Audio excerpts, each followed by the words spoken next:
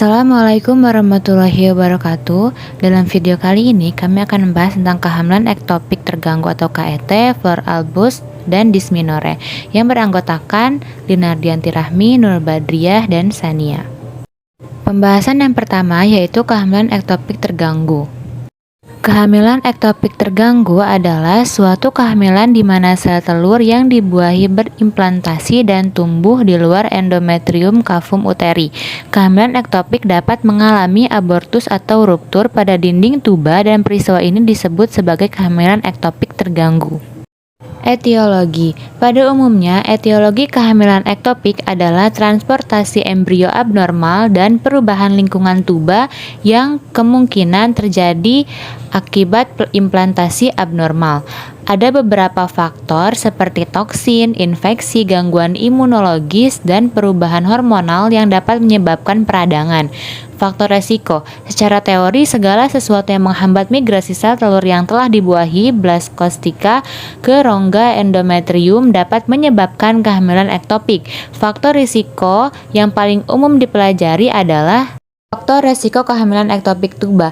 Namun, kehamilan ektopik non-tubal seperti di ovarium juga memiliki faktor resiko serupa.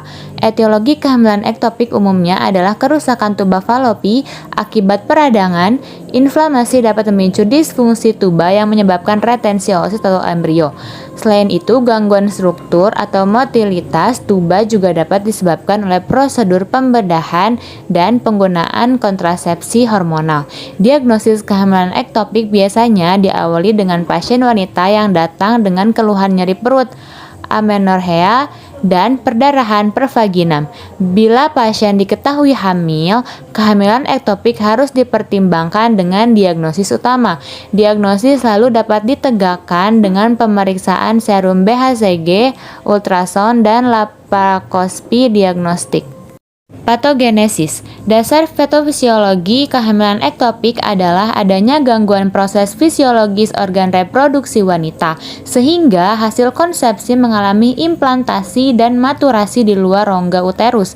Kontraksi otot polos dan denyut ciliaris pada tuba falopi berguna sebagai media transportasi oosit dan embrio. Kerusakan tuba falopi misalnya akibat inflamasi menyebabkan disfungsi tuba sehingga terjadi retensi oosit atau embrio.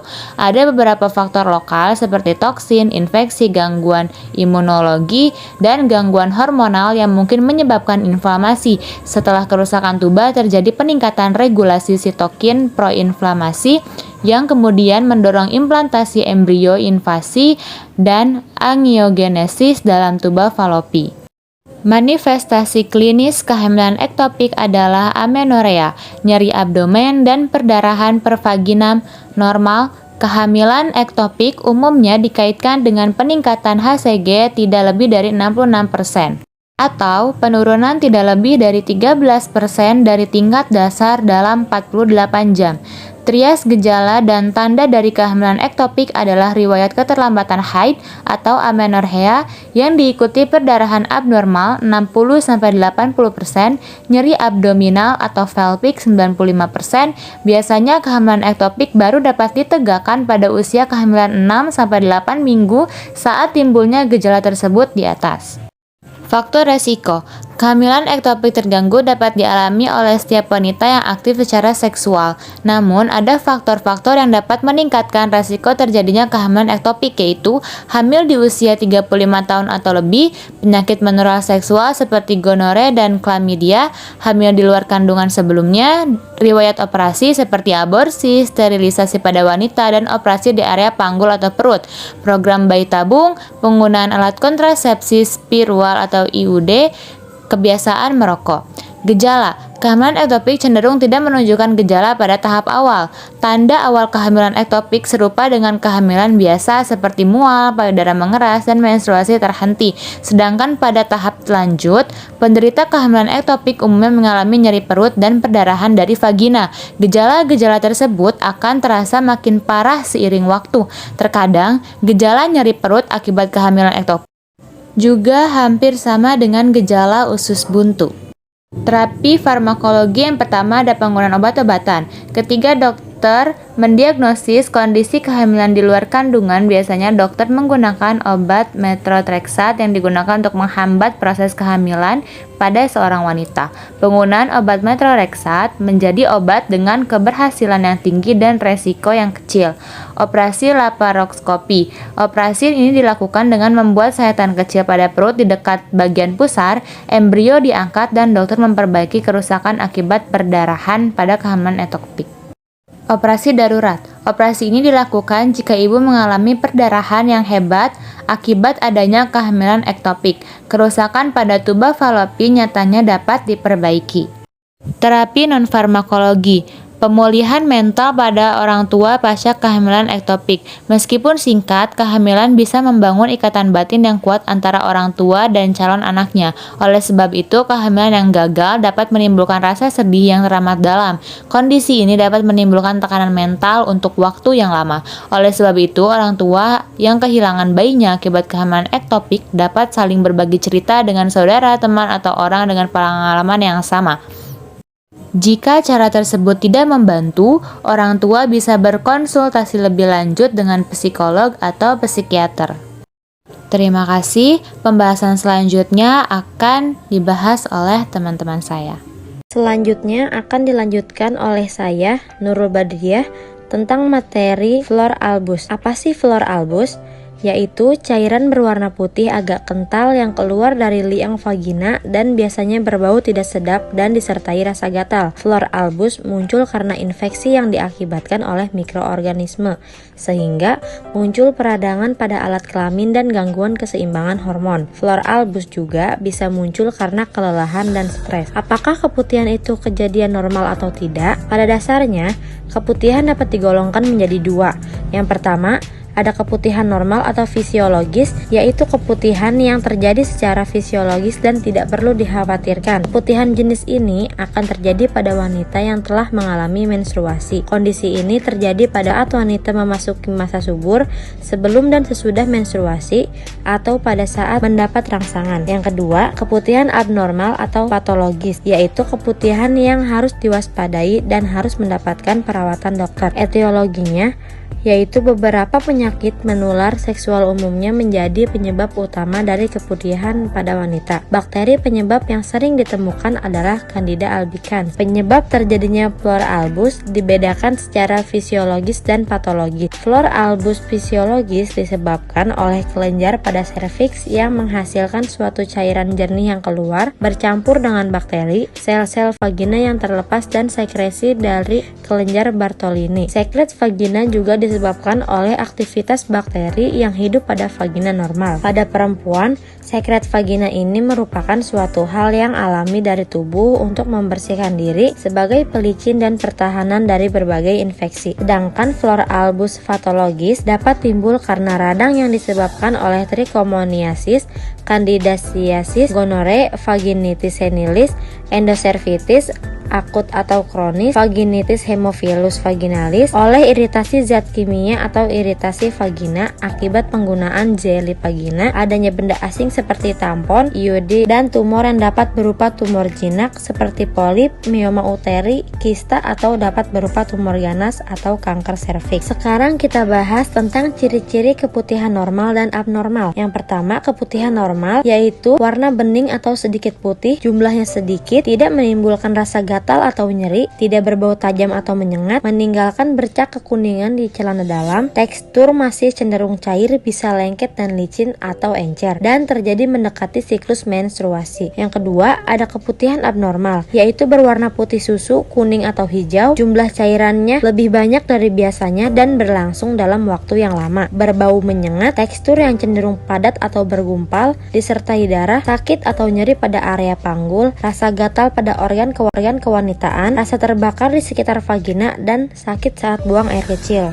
Patogenesisnya yaitu kandidiasis superficial atau kutaneus atau mukosal ditegakkan melalui adanya peningkatan jumlah populasi kandida setempat dan kerusakan kulit atau epitel yang memungkinkan invasi setempat oleh ragi dan pseudohifa. Histologi setempat lesikutan atau mukokutan ditandai oleh reaksi peradangan yang beragam, mulai dari abses piogenik hingga granuloma kronis. Lesi-lesi ini mengandung sel ragi bertunas serta pseudohifa yang sangat banyak. Perkembangan penyakit karena spesies Candida bergantung pada interaksi kompleks antara organisme yang patogen dengan mekanisme pertahanan tubuh pejamu. Selanjutnya, manifestasi klinis, yaitu bisa terjadi demam, mual dan muntah, kemandulan, hamil di luar kandungan, gejala awal dari kanker rahim, infeksi saluran kencing, gangguan haid, depresi, infertil, endometritis, radang panggul, dan salpingitis. Di sini ada terapi farmakologi, yaitu dengan memberikan obat anti jamur dalam bentuk semprot untuk vagina, yaitu obatnya adalah imidazol. Yang kedua, ada pemberian obat anti jamur juga tetapi dalam bentuk oral, yaitu obat ketosinazol. Selanjutnya, terapi non farmakologi, yaitu kita bisa menggunakan air rendaman daun sirih merah yang masih hangat untuk membersihkan vagina 2 kali sehari dan dilaksanakan selama 5 hari berturut-turut. Lalu kita bisa melakukan pola hidup sehat seperti diet, olahraga rutin, istirahat yang cukup, dan hindari merokok serta alkohol. 3. Mengganti pakaian dalam minimal 2 kali sehari. Sekian, itu saja yang bisa saya sampaikan. Nanti akan dilanjutkan oleh teman saya Sania. Terima kasih. Baik, selanjutnya akan membahas tentang dysmenorrhea. Apa sih dysmenorrhea itu? Dysmenorrhea adalah istilah yang digunakan untuk menggambarkan keluhan kram yang menyakitkan dan umumnya muncul saat sedang haid atau menstruasi. Dysmenorrhea merupakan salah satu masalah terkait haid yang paling umum dikeluhkan. Penyebab dysmenorrhea terdapat 2 jenis dysmenorrhea yang meliputi dysmenorrhea primer. Kondisi ini tidak disebabkan oleh masalah pada organ reproduksi. Keadaan ini umumnya disebabkan peningkatan dari hormon prostaglandin yang diproduksi pada lapisan dari rahim. Meningkatkan prostaglandin memicu kontraksi dari uterus atau rahim. Secara alami, rahim cenderung memiliki kontraksi lebih kuat semasa haid. Kontraksi rahim ini dapat menimbulkan keluhan nyeri. Selain itu, kontraksi rahim yang terlalu kuat dapat menekan pembuluh darah sekitar dan menyebabkan kurangnya aliran darah ke jaringan otot dari rahim. Jika jaringan otot ini mengalami kekurangan oksigen akibat kekurangan suplai darah, keluhan nyeri dapat timbul. Ada pula dysmenorrhea sekunder disebabkan oleh kondisi medis lain, salah satunya endometriosis. Kondisi tersebut terjadi karena jaringan endometrium tertanam di luar rahim.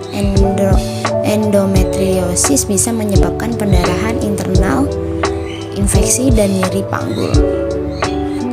Ada pula keluhan dysmenorrhea sekunder, yaitu ada pelvitis, ada penyakit radang panggul, kista atau tumor pada ovarium, pemakaian alat kontrasepsi dalam rahim,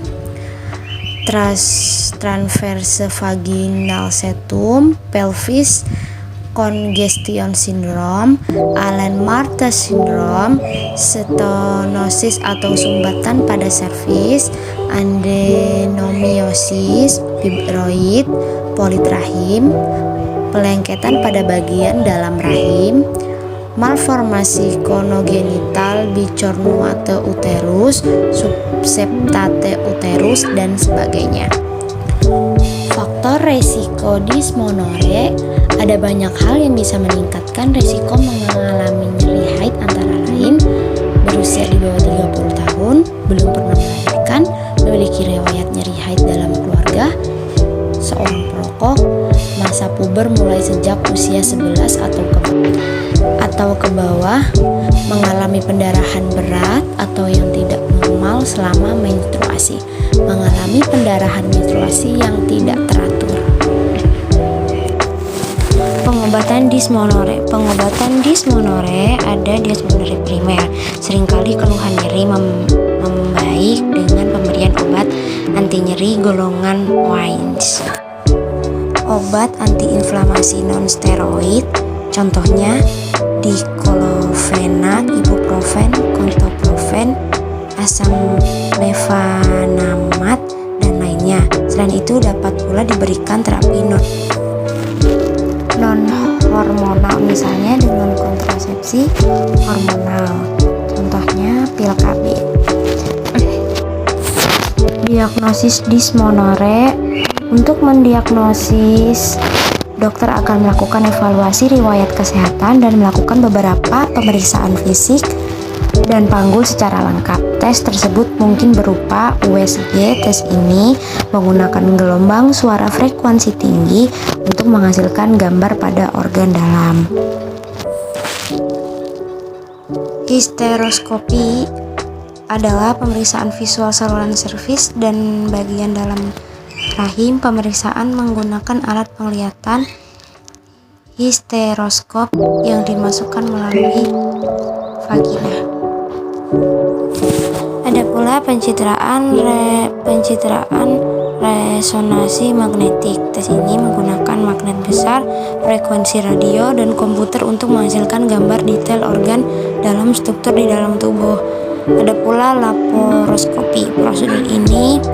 Prosedur minor ini menggunakan laparoskopi, sebuah alat berbentuk tabung tipis dengan lensa dan cahaya.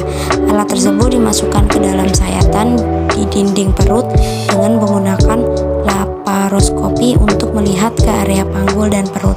Dokter dapat mendeteksi pertumbuhan yang tidak normal. Gejala dismenore.